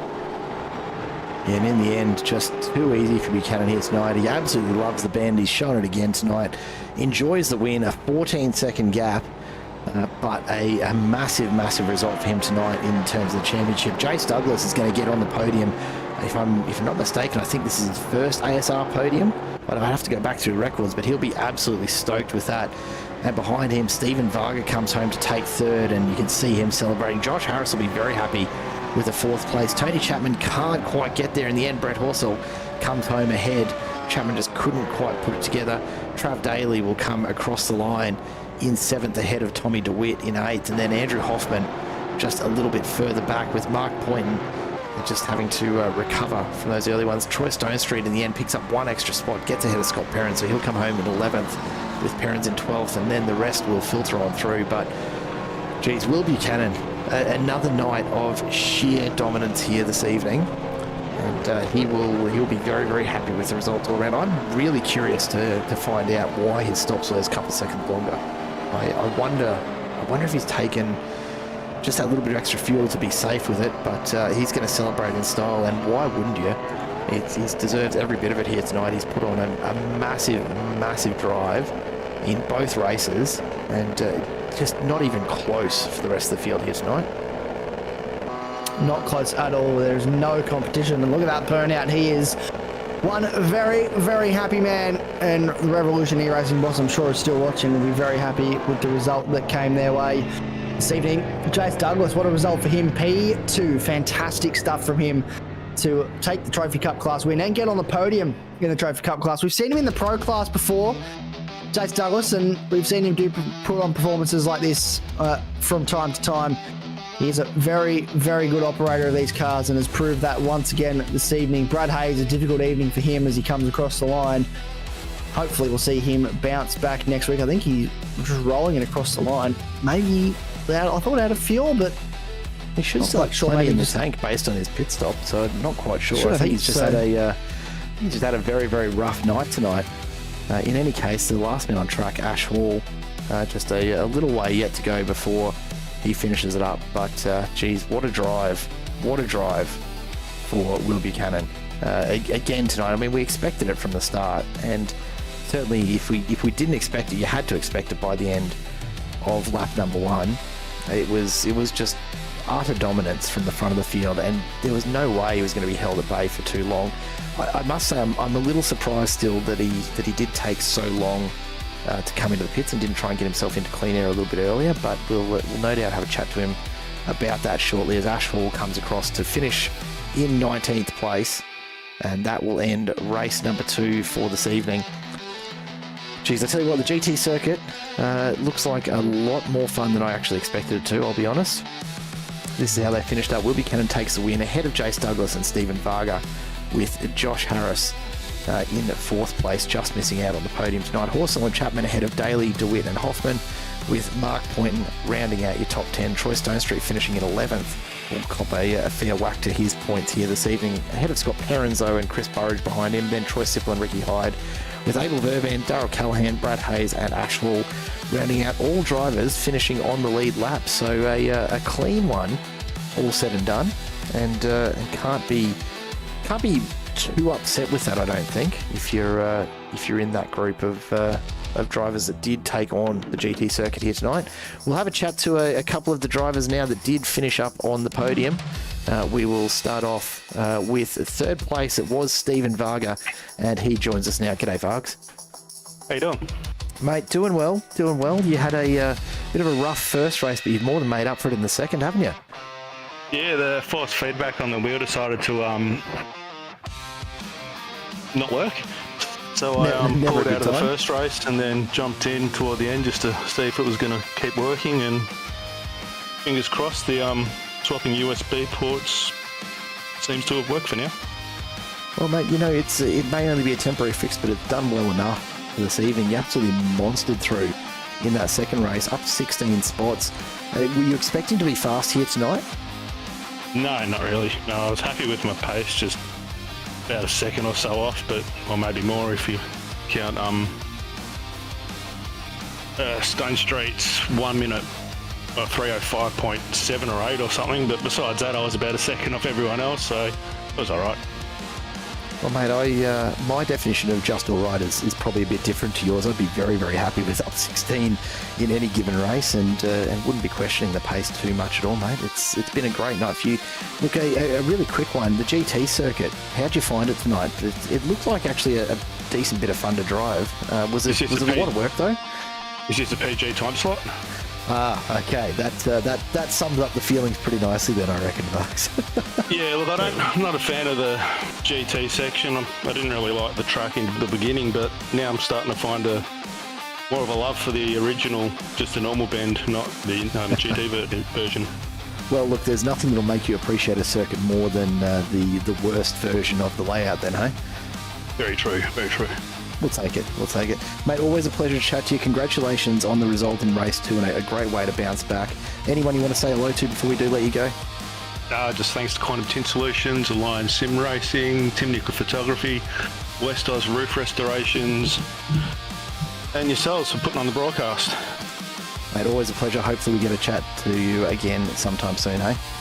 Yeah, fingers crossed. Thank you. Stephen Varga there takes P3 in the second race here this evening. And joining us for what I'm reasonably sure, and I'm sure confirmed for me now, is the first time we've actually had a chat to him on the ASR podium. It is Jace Douglas. G'day, Jace. Welcome on in. G'day, guys. Mate, a pretty strong little result there. You must be cheering. Yeah, I'm very happy. Never had a podium here, and to be P2 is pretty good to come over and do that. And mate, we saw a lot of pace from you all night tonight. I've got to ask, is the Bend up there in terms of tracks that you enjoy, or is it just that you've managed to find a way to get the car to really hook up here tonight?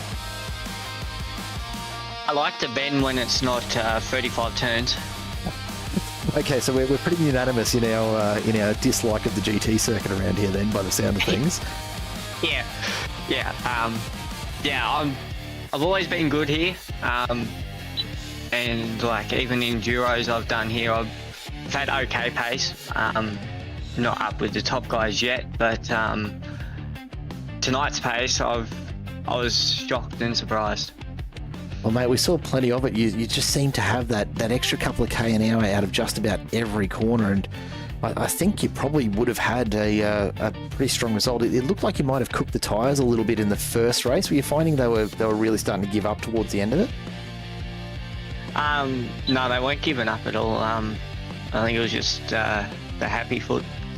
No, fair enough. Well, mate, it's played out really nicely. A quality result for you tonight and some really good points in your chase for the Cup trophy. Great to get a chance to chat to you. Hopefully we can do it again sometime this season. Before we let you go, though, anyone you want to say hello to? I'd like to thank all my sponsors, Quartz Engine Oil, Total Energies, Lodge Bros, Night Shift Collectives, JMR, and Craig, Alex, Jet, Jacob, and all the guys over there for helping me. And shout out to my dad and mum and everyone else that supports me. Mick, who texts me every day, just asking me when am I racing next, and I see him every week, the butcher guy, so I'd like to give him a shout out too. Mate, why not? Hopefully not the last time this season we get to chat to you. Keep the head down, and hopefully, mate, we can get you back on the podium again sometime through the rest of the season, hey? Yeah, hopefully. Thank you. Jace Douglas there takes out P2 in the second race here this evening, which leaves us, of course, only one man left to chat to, and it is, of course, Will Buchanan, who's no stranger to the Simple Racing broadcast booth. G'day, Will. Welcome on back. Hey guys, glad to be back. Mate, we got word pretty early on that this is absolutely your pet track, and you didn't disappoint tonight. Although, honestly, a little disappointing you didn't end up with a double-digit margin in the first race. You had plenty of pace, but then seemed to really back off it. Yeah, I mean, I've always gone well at the Bend. I think I just gel with the track pretty well. It was looking like I was going to gap out a bit more, but the tyres were hurting a bit, so I just didn't want to risk anything. So I just backed off and just saved that tyre where I was getting a bit loose in the rear. Didn't want to spin the car or anything. Well, no such issues in race number 2. A massive margin over Jace Douglas and Stephen Varga. So I tell you what, I've got to worry about you though, and here's why. 7.7 Ks around this GT circuit. It is a long way to be driving all on your own for such a long time. Are you feeling okay? You're not feeling too lonely after all of that? It was all right. It's just learning a new track, basically, kind of in a way. So it's quite interesting. I'm just trying to basically lap by lap get better at every corner and seeing what lap times I could do out of it.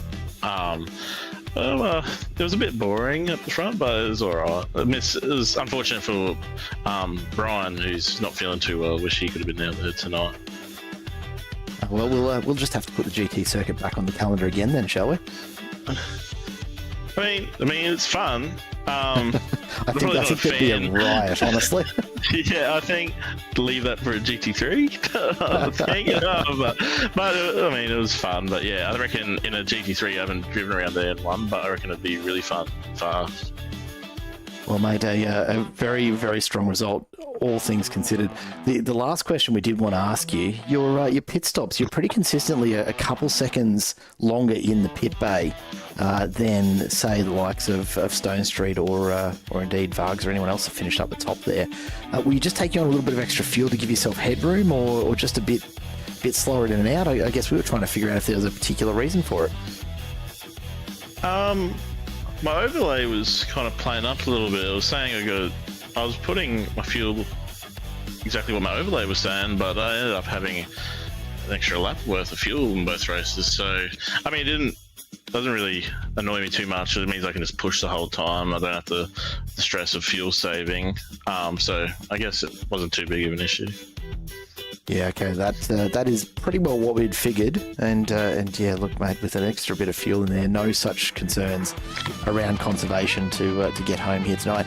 Made it look very, very easy. Great to chat to you again, Will, as always. Before we let you go, if there's anyone you'd like to say hello to, now is the time, my friend. Yeah, just all the RER boys and all their support they give me, and to our sponsors, AITX, Shieldcoat, Sudsby, Chubby, Slady's Glossworks, and IR Sidekick, all the work they do behind the scenes. Our team can't appreciate it enough. Yeah, just love their work.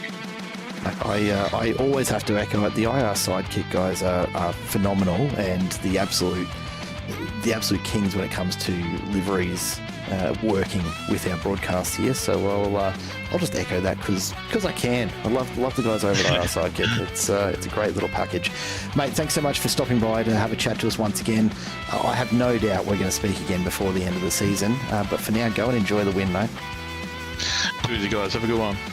Will Buchanan takes a very, very comfortable win in the end here around the GT circuit, and that'll do us for tonight here, Isaac.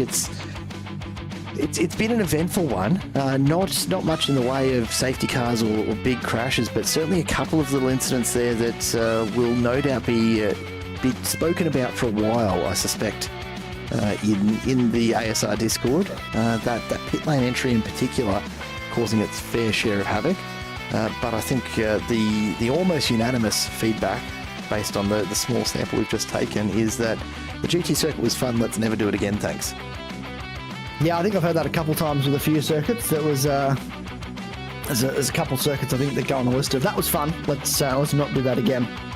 And look, provided some great racing, and as always, ASR has delivered. That second race especially always tends to just kick off, doesn't it, here at ASR? But it was fantastic stuff. As you said, a bit of conjecture, a bit of chat to take place in the ASR Discord over the next week, to trying to work out exactly what was happening with those pit entries, because it was some unfortunate penalties coming the way of some people that maybe got caught out with how quickly some of those cars are slowing down for the pit entry. But next week we go to really for the opposite end of the spectrum. We're going to head to Oran Park, which we touched on earlier. It's going to be a fantastic week of racing, 200k races. I am very much looking forward to that one, Jared.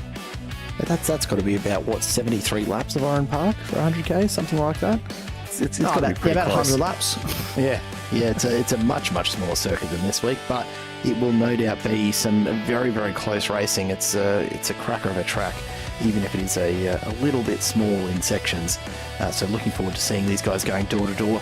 The racing action, of course, not done here on Simple Racing Broadcast for this week. We've got the MC Motorsport GT3 Championship tomorrow night, and then the Legacy Australian Racing Championship on Friday night. If you're after a bit more V8 supercar action, of course, the Legacy Fords and Holdens rather than the Gen 3s. So if that's to your fancy, make sure you do tune back in again on Friday night. Whether it's then that we see you or next week, it's been an absolute pleasure having you along with us here once again this evening.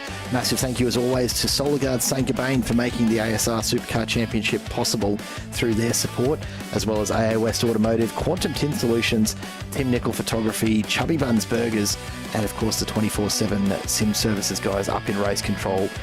Just keeping it all happening here again this week. From the booth, it's myself, Jared Cole, and of course, Isaac Fogarty in the booth next to me. A very big thank you once again for tuning in. Take care of yourselves. It's goodbye for now.